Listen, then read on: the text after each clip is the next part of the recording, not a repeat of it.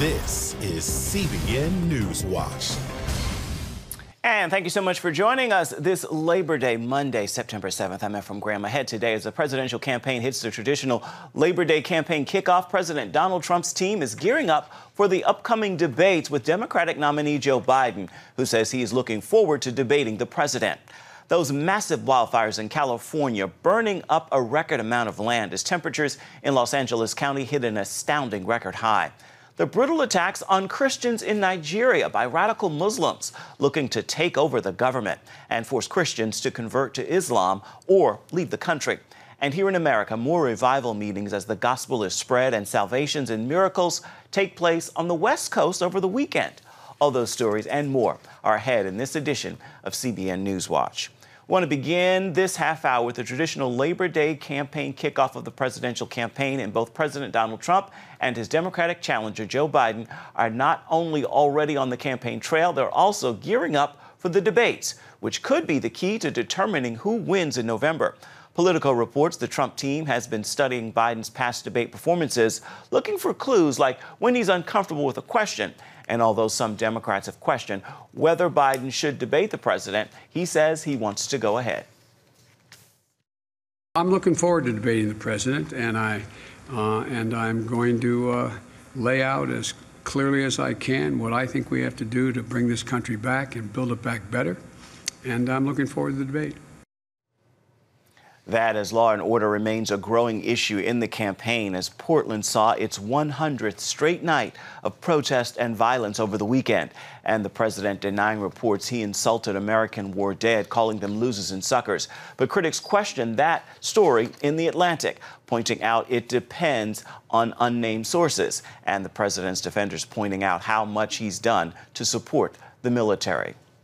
More than 2 million acres have burned so far this year in California, a record. Wildfires continue to rage across the state, and officials issued a new state of emergency in 5 counties. Our Mark Martin is on this story. Authorities say more than 12,000 firefighters are battling more than 20 major fires in California, and officials warn conditions could get even worse because of record-breaking heat. Los Angeles County on Sunday hit 121 degrees. Add to that high winds in many areas, which forecasters say could make the fight even more difficult. There's a new state of emergency in Southern California after a wildfire exploded to more than 70,000 acres in just days. In some locations, the smoke was so thick it blocked the midday sun.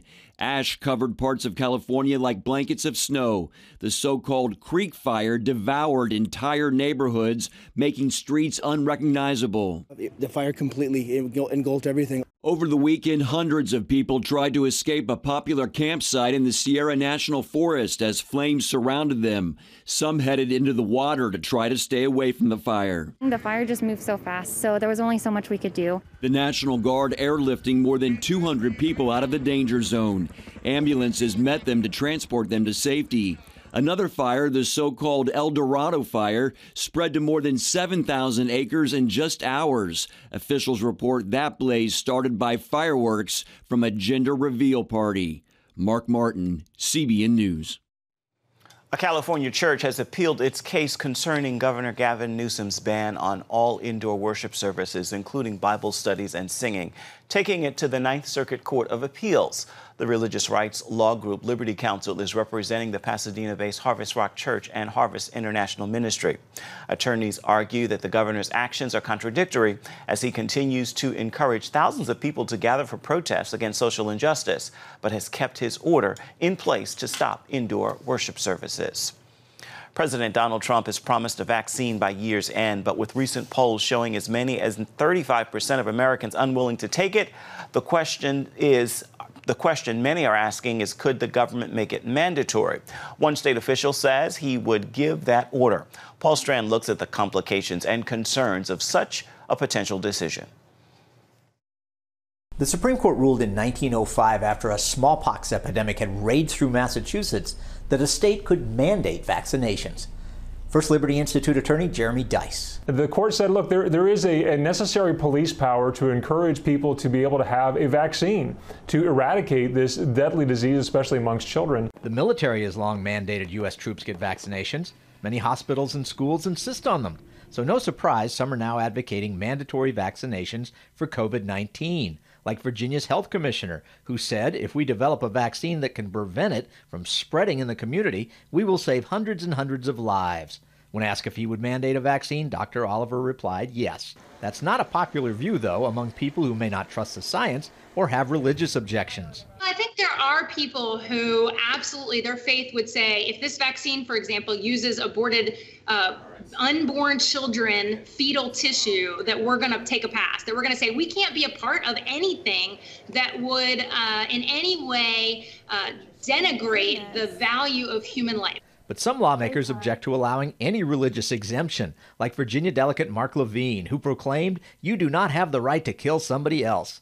If such non-vaccinated then got the virus. He went on to basically say, I think they should receive criminal penalties. Levine even compared such people to those who drive drunk. That is shocking and despicable. While Democrats in Virginia's legislature blocked a bill favoring religious exemptions, the point might be moot, since Virginia Governor Ralph Northam says he doesn't support mandating vaccinations. But might it not be a person's duty to get the vaccination to protect those around them, to be their brother's keeper? No question, we are called to love our neighbor, and we need to be very faithful to do that. Everyday individual Americans have to recognize that they've got a responsibility, one towards another and to their fellow man and their neighbor, to make sure that they're caring not only for themselves, but for the whole as well. Cobb points out, though, some people fear the health effects of a new vaccine, particularly on their kids. We need to very carefully balance personal responsibility, individual liberty, and most importantly, parental rights to do what's best for the children that God has bestowed upon us to raise, not the government. With a vaccine hoped for soon, this could soon become a prominent national issue.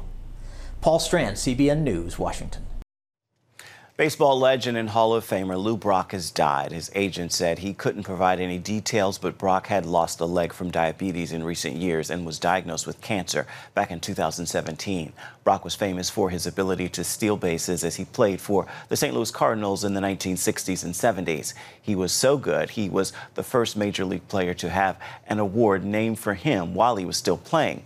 The Cardinals won 2 World Series and played in another while Brock was with them. He left the game in 1979 and began to turn to the Lord, and along with his third wife, Jackie, became an ordained minister. He once told CBN News how she turned his life around.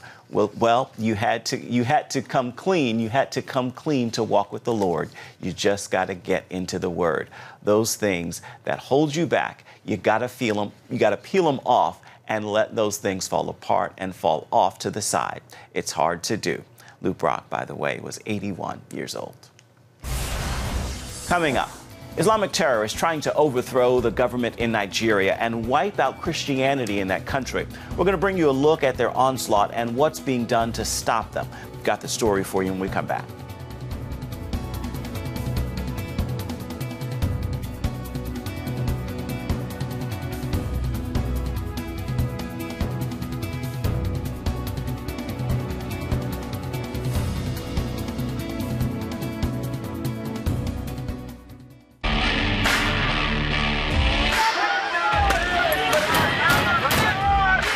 Before you marry is a bad idea. Don't tell me there's no such thing as gun violence. That just depends on your definition of when life begins. Watch Dan and Dale tackle trending topics that test your faith on the next Faith Wire, Monday night at 9:30. The Global Lane takes you around the world, providing facts over fiction. What might rising trade and geopolitical tensions mean for you on the home front? With over 45 years of experience, award-winning journalist Gary Lane brings you the truth from a global angle. What about the issue of immigration? World news analysis you won't see anywhere else. And it's all right here on the Global Lane. Watch The Global Lane, Thursday night at 9:30.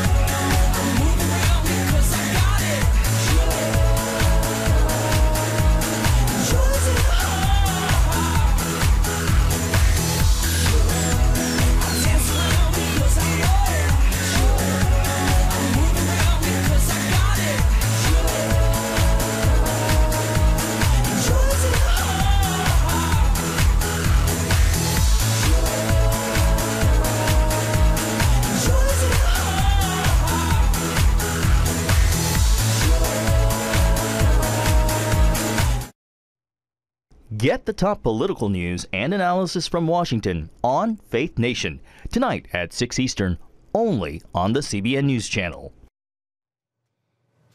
A bloodbath in Nigeria. Militant Muslims are trying to overthrow the government and force the Christians there to convert to Islam or leave the country. And they're even resorting to murder. So what's being done to stop this blatant genocide? George Thomas brings us this shocking story.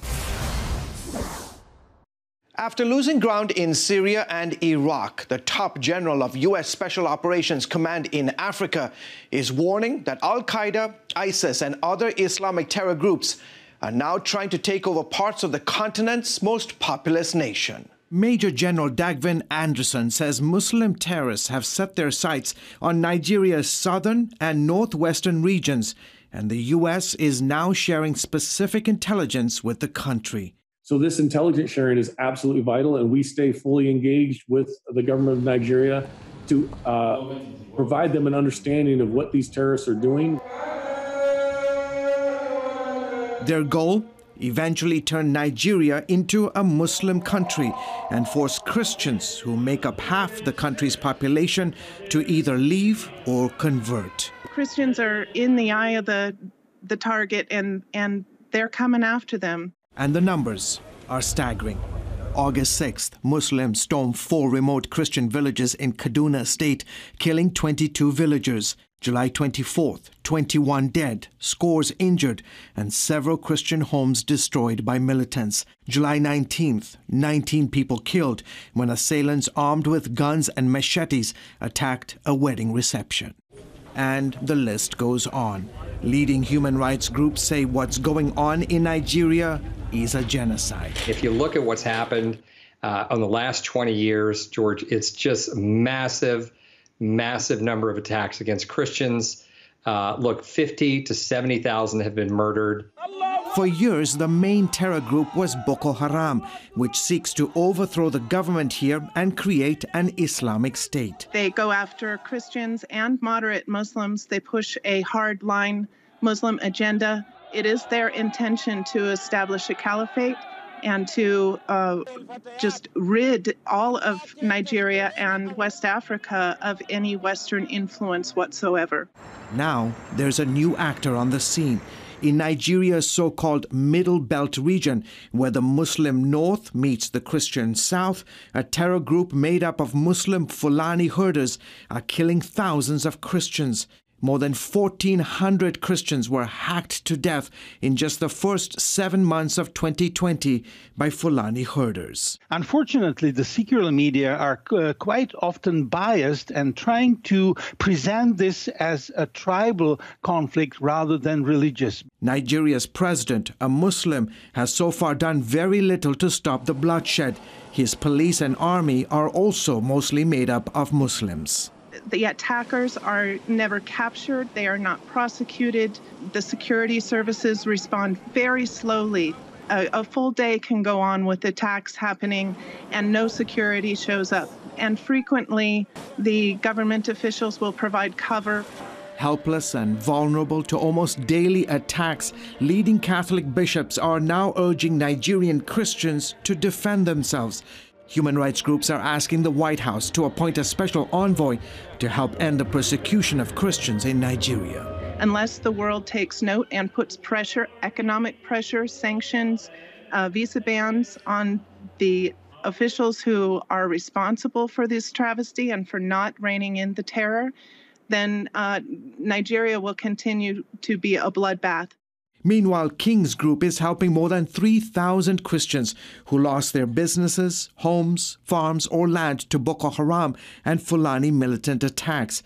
International Christian Concern has created communal farms to give victims the opportunity to rebuild their lives. When they get back to work, the family is fed, they have a future, the kids can go back to school. It's a restoration of hope. It really is. And it's much more than just economics. It's the whole community. It's all the parts of life, the emotional, the physical, the mental. It means a lot to them. George Thomas, CBN News. Still ahead, we just passed the 75th anniversary of the end of World War II, and a Fox News anchor has written a book about the soldiers who fought and died in the bloodiest battle of the war. We're going to tell you about unknown valor when we come back.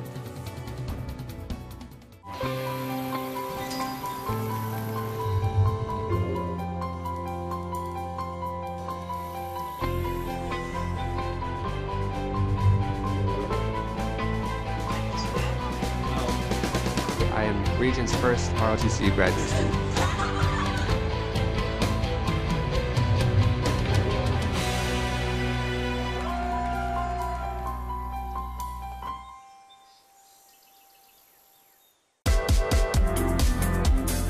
Meet the pastors who are preaching the gospel in a fresh, fearless way.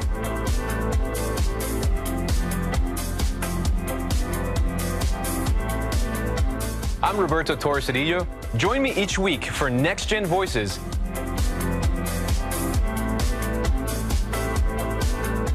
And watch God transform a generation.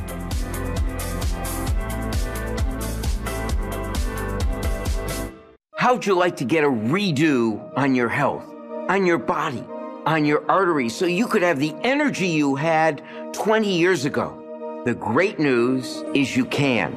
I'm Dr. Mike Roizen, chair of the Wellness Institute at the Cleveland Clinic. I've written 4 New York Times bestsellers. But even better than having to read all that, you can listen to this DVD and watch it. Protect your heart? Yes, you can. Here's how.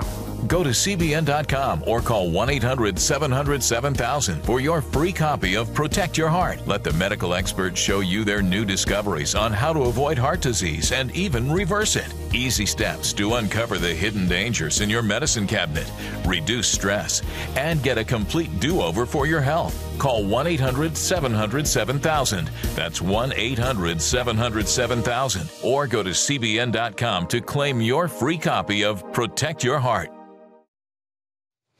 Last month marked the 75th anniversary of the end of World War II. Fox News anchor Martha MacCallum has written a book about some of the heroes of the greatest generation. It's called Unknown Valor. It profiles soldiers who fought and died at Iwo Jima, one of the bloodiest battles of the war. Now, why is this story so deeply personal to Martha?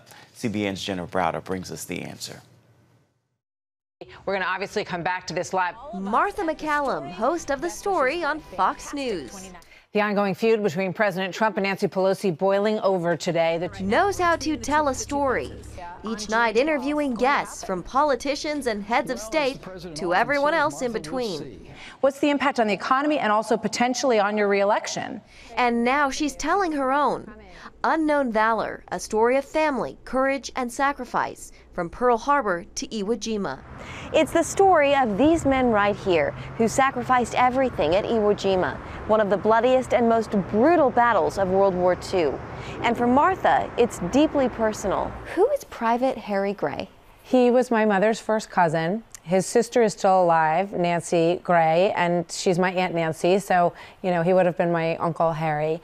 At 18, Harry left home and enlisted in the Marines. Obviously, his family was concerned. He was very young. His mom wanted him to finish high school, and so he did that for her. But as soon as he graduated, he was off to Parris Island in South Carolina for training, and then to the West Coast, and then on the USS Rochambeau across the ocean to Guam, and ultimately to Iwo Jima. Martha skillfully weaves his story and more than a handful of others who served on the island, together with the history of the war on the Pacific Front. She says her fascination with Harry started when she was young. What kind of stories did you hear about Harry, your Uncle Harry, when you were growing up? Well, my mother shared his letters with us when I was a teenager, and I remember reading them and I just started crying. They were so moving to me, and I wanted to know more about him and about his life. And then when I started writing the book, I got to a whole nother level because my Aunt Nancy and I sat down and we spoke for hours and I interviewed her. And that was just the start of her research. You went to Iwo Jima yourself in researching and writing this book. What was that like actually being there? It was extraordinary, and I knew that I had to go there in order to tell the story accurately, to walk on the island. The island is small, it's only 8 miles square, and it was loaded with 60,000 U.S. Marines and 20 to 30 to 40,000 Japanese soldiers who were mostly in the island. They had dug 11 miles of tunnels. So we got to see some of those caves and those tunnels. I climbed Mount Suribachi where the flag was raised and looked down at the black beaches. And we climbed up the beaches, which are black volcanic sand, and they're hard to climb up those terraces. And so I climbed them with, you know, jeans and a shirt on, not with a rifle or a pack on my back, and certainly not under fire. And it was difficult just under those circumstances. So it gave me a real sense of, you know, just how hard it was to fight on that island. It was a brutal, brutal battle, and so many people lost their lives. Including Harry Gray, who died in a nighttime mortar attack. With the constant fear of death looming large over these men, Harry and many on the island turned to their faith. One of the most moving things that I found that I didn't know existed was Harry's wallet, which was in his front pocket when he was killed. And there were bloodstains on that. There were pictures of his family. And then there was this little tiny prayer book. And in the back of it, he had written in his own handwriting this beautiful prayer, which basically said, you know, watch over me, but whatever is your will is what will happen. And I, you know, pray that you'll watch over me. And just to think of this 18-year-old, you know, writing this beautifully written, painstakingly lettered prayer and making sure that it was with him in his pocket was really moving to me. And I thought it was fascinating that there were 19 Catholic priests who were on the island and that they were giving communion sometimes 4, sometimes 5 times a day. These men were asking for it, these Marines on Iwo Jima, and knowing that they could die any minute. So there's a real presence of God in this story that was kind of unfolded to me in a very, you know, sort of real way as I learned about them and their faith. Even though Harry didn't survive the war, his legacy lives on. My son Harry is my youngest, and I named him with Harry Gray in mind. He's roughly the same age now that Harry was at that time, and I hope that this book will be a legacy for him and for all my kids and for other people too, because my feeling is that, you know, it's not just a story about Harry Gray, it's a story that so many families across this country have a Harry Gray, have someone that they lost who is not, you know, sort of, you know, someone who earned many medals or was a hero that everyone's aware of, but just an everyday Marine who gave everything for our country. The Battle of Iwo Jima lasted 5 weeks. In all, close to 7,000 men lost their lives. But because of those like Harry Gray who gave their all, the United States won the battle and ultimately the war. In Washington, Jenna Browder, CBN News. Coming up, thousands of people come together over the last few days on the West Coast, with many coming to faith in Christ, along with healings and miracles. We're going to have that story for you when we come back. Stay with us.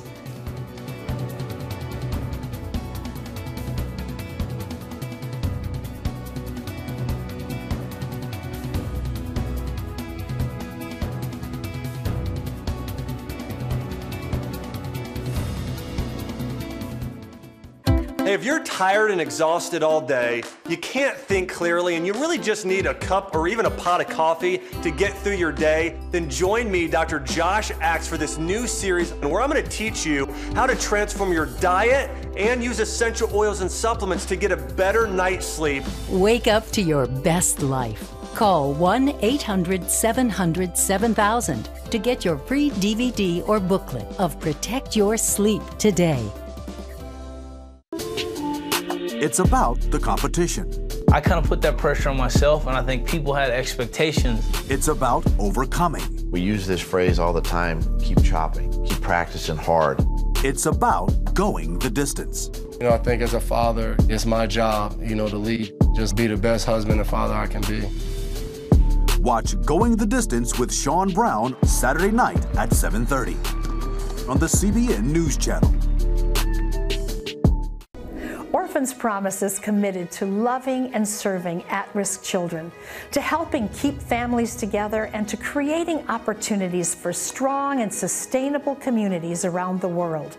We're working in over 60 countries around the world, and with your help, we can do even more. There's an old African proverb I love that says, if you want to run fast, run alone. But if you want to run far, run together. At Orphans Promise, we want to run far so we can touch the lives of as many orphaned and vulnerable children as possible. But we don't want to go alone. We're out to change the world, one child, one family, one community at a time. Will you join us?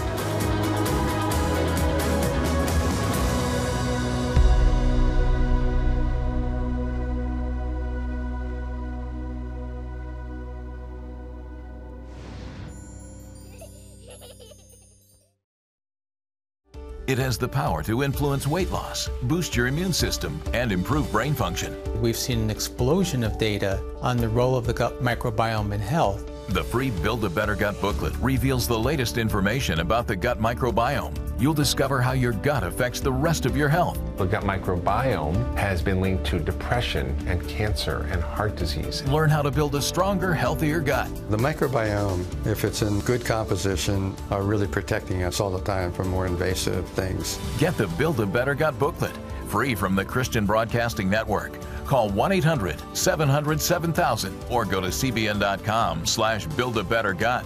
You need to make sure that your microbes are working with you, not against you. And if you order online, you'll get immediate access to the Build a Better Gut series, a digital copy of the booklet, and related bonus material. Build a Better Gut today. Call 1-800-700-7000 or go to cbn.com/buildabettergut for your free copy. Check out the CBN News Daily Rundown podcast each weekday with me, Caitlin Burke. Click on the show tab at cbnnews.com where you can listen and subscribe.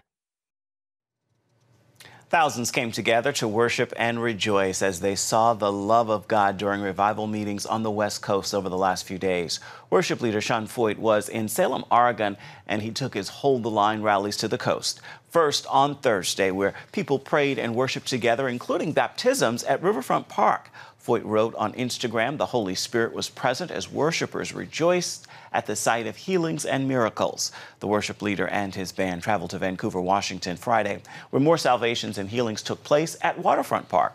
Foyt then went to Sacramento, California for another meeting Sunday evening. You can learn more about these revivals and see them at cbnnews.com.